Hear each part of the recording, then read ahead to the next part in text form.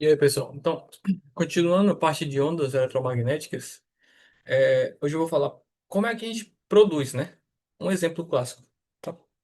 Então, vocês notaram na aula anterior que dependendo da região de frequências ou lambda, né, comprimento de onda, a gente vai ter tipos de ondas diferentes. Por exemplo, se tu pegar ondas de raio-x ou raio gama, para produzir esses caras, as fontes são extremamente pequenas, né? Como eu botei aqui no slide, são de dimensões atômicas nucleares. Só que aqui no dia a dia, se você aí quiser construir um gerador de ondas eletromagnéticas, você consegue com um circuito simples, tá? E isso é normalmente feito com televisão, Wi-Fi, etc. Nesse caso, tu vai ter uma fonte macroscópica, né? Não é mais um átomo, né? Dimensões atômicas ou nucleares. É uma fonte macroscópica, um circuito, tá? Por exemplo, esse cara aqui que eu botei, que tem até no Halliday, ele tem um comprimento de onda da ordem de 1 metro, certo? Ou seja, são comprimentos de ondas bem maiores. Consequentemente, tu vai ter menor frequência e menor energia, né? Por isso que é seguro tu ter essas ondas aqui, né? Ondas de 5G, etc. Então, se tu pegar esse circuito aqui, que ele é um circuito RLC, né? Ele é um circuito que funciona com uma fonte de alimentação. Ou seja, para tu solucionar esse circuito, tu teria que fazer um estudo com equações diferenciais, né? Um estudo teria a função, sei lá, degrau ou qualquer um. E aí, resolvendo essas equações diferenciais, tu teria alguns tipos de soluções que levariam a algumas oscilatórias com amortecimento, etc. Não é nossa finalidade entender como a gente vai resolver esse circuito, né? O que a gente tem que entender aqui?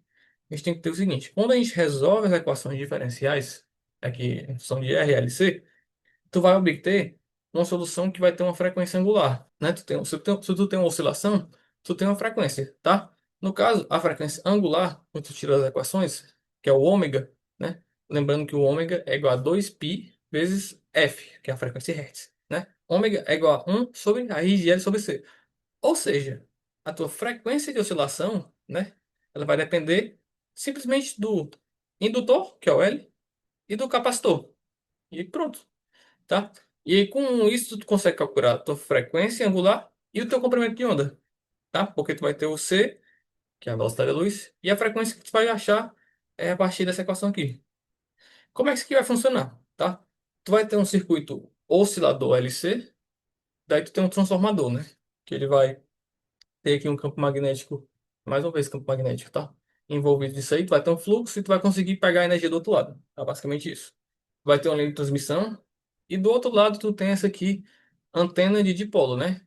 Como tu tem uma oscilação, tá? Os teus elétrons aqui dessa antena de dipolo também vão oscilar, tá? Tu vai ter um dipolo oscilante. Quando tu tem esse dipolo oscilante, né? Tu vai ter a variação do campo elétrico. Porque se tu lembrar lá do eletromagnetismo, tu vê que teu dipolo elétrico, que é o que vai ter aqui, ele produz também um campo elétrico. Se esse campo elétrico está variando, o que acontece? Vamos lembrar da aula passada. Se tu tem um fluxo eletrovariando, tu vai ter uma criação, né, uma geração de campo magnético, que também vai ser variável.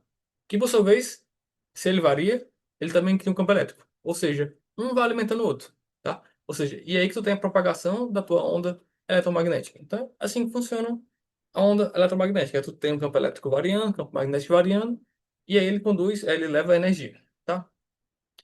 Basicamente é o seguinte, se tu pegar esse ponto P aqui, que está bem distante aqui da antena do dipolo, tu vai ter o seguinte, né? No primeiro instante, tu vai ter um módulo máximo do teu campo elétrico, por exemplo, vai estar assim, do teu campo magnético vai estar assim. Tempo depois, o campo elétrico e o campo magnético vão variar, né? Eles são oscilantes. Se eles estão assim, o tamanho dessa seta aqui do campo elétrico vai diminuir, ó, porque ele está oscilando. Também a do campo magnético vai diminuir. Seria o instante aqui B. Só que vai ter um momento que eles vão mudar de sentido, porque eles vão variar para baixo, e aí vão acontecer, vão mudar de sentido. O B vai virar para cá e o teu campo elétrico para cá. E aí sim eles vão ficar B e E, B e E, B e E, e o sentido de propagação da onda. O que que a gente tem no final das contas? A gente tem isso aqui, ó. Tu tem aqui o B, que é o azulzinho, né, como tá nesse videozinho, e tem o E, que é o vermelhinho. Eles estão variando, e a onda, né, tá se propagando assim, ó, para frente. Vou montar aqui, ó. A cada ponto do espaço e do tempo, o campo elétrico e o campo magnético estão variando e a direção de propagação é perpendicular, né, que é essa aqui, ó, essa branquinha, é perpendicular aos dois vetores. Ou seja, se eles estão oscilando aqui nesse plano, a onda se propagando nesse outro, que, por exemplo, seria assim. Ou então na minha direção aqui, no meu sentido aqui, né? Então é isso, tá? A gente sabe lá da teoria de ondas que tais campos, né, podem ser modelados com funções senoidais, que são coisas oscilantes, tá?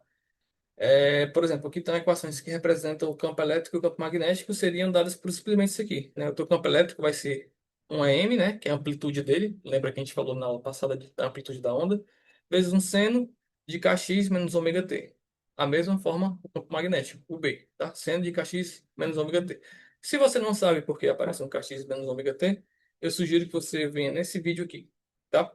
Mas é simples de entender, né? Você vai construindo a função senoidal a partir desses caras, você vai fazer ver que faz sentido ele variar com esses parâmetros, né? Que ele varia com x, que é o espaço, e varia com o tempo, né? Que é o tempo.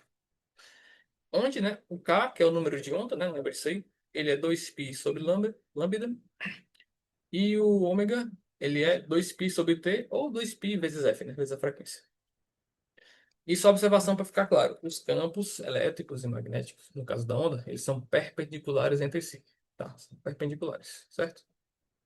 É, e além disso, esses campos são perpendiculares à direção da onda, né? Tu teria que a onda sendo assim, né? Não sei se está conseguindo ver aí, mas é exatamente o que estava naquela animação ali. E o sentido de propagação da onda é dado pelo produto vetorial dos campos, que aí a gente vai entender isso quando for falar de vetor de point, tá? E aí, mais uma vez, né, eu sugiro que, se vocês não entenderam por que que é a equação dessa maneira, voltem, né, para o passado e vejam essa explicação aqui nesse vídeo 3 aqui, tá? Só acessar lá e vocês conseguem entender, beleza? Então, representação da onda. Nesse caso, a gente tem duas maneiras de representar. Tem a maneira A, que é essa aqui. Tu vai ter simplesmente essas frentes de ondas aqui, que seria só para ilustrar o lambda, que é o comprimento de onda, e teria o raio dela, né, que seria ela se propagando para cá, ó. Ou uma ilustração mais complexa, porém mais completa, é melhor de entender, que é essa aqui, né? Tu tem os eixos Y, vertical, tem o Z, que é saindo assim, e tu tem o X, que está ilustrando, né, a direção de propagação desse cara. No plano YX, que é o plano da tela, tu tem o vetor campo elétrico, perceba que cada ponto ele está variando, exatamente como no vídeo, né? Ele é esse azulzinho aqui, ó.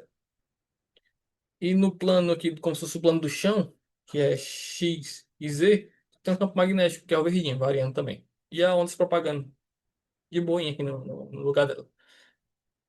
Vamos pegar esse quadradinho amarelo aqui, né? A gente vai utilizar ele na próxima página para fazer uma dedução interessante, tá?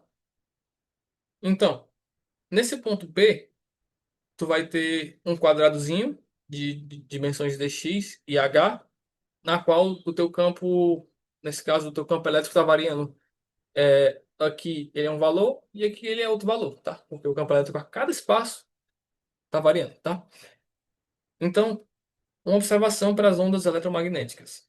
Ela não precisa de um meio para se propagar, tá? Diferente da onda mecânica, tá? Ela não precisa de um meio para se propagar. A onda sonora, né, vocês estão me ouvindo, ela se propaga aqui porque tem diferença de pressão no ar, né? Se fosse no vácuo, eu não conseguiria transmitir o som da minha voz, certo? Além disso, né, a velocidade da luz no vácuo é usada como padrão, né, que é esse valor aqui. Aí, geralmente a gente usa 3 vezes 10 elevado a 8 metros por segundo. Isso aí, ela é utilizada para definir o metro, tá bom? Tá. Velocidade da onda e a equação de onda, tá? Então, no próximo vídeo, a gente vai demonstrar o seguinte. Vou demonstrar que o C, que é a velocidade da luz, ela se relaciona, esse resultado é lindíssimo, com as constantes fundamentais lá do eletromagnetismo, né? A permeabilidade magnética e a permeabilidade aqui, né? O epsilon zero, né? Que aparecia na equação da lei de Coulomb. E essa aqui na equação do campo magnético. E além disso, se a gente pegar o módulo, né, do EM sobre o BM, que seriam as amplitudes do campo elétrico, campo magnético, e dividir uma pela outra, isso também vai dar teu C, né? Que é muito, muito, muito interessante. E aí a gente vai usar como auxílio esses dois caras aqui, né? Então, no próximo vídeo a gente continua essa paradinha aí, tá bom?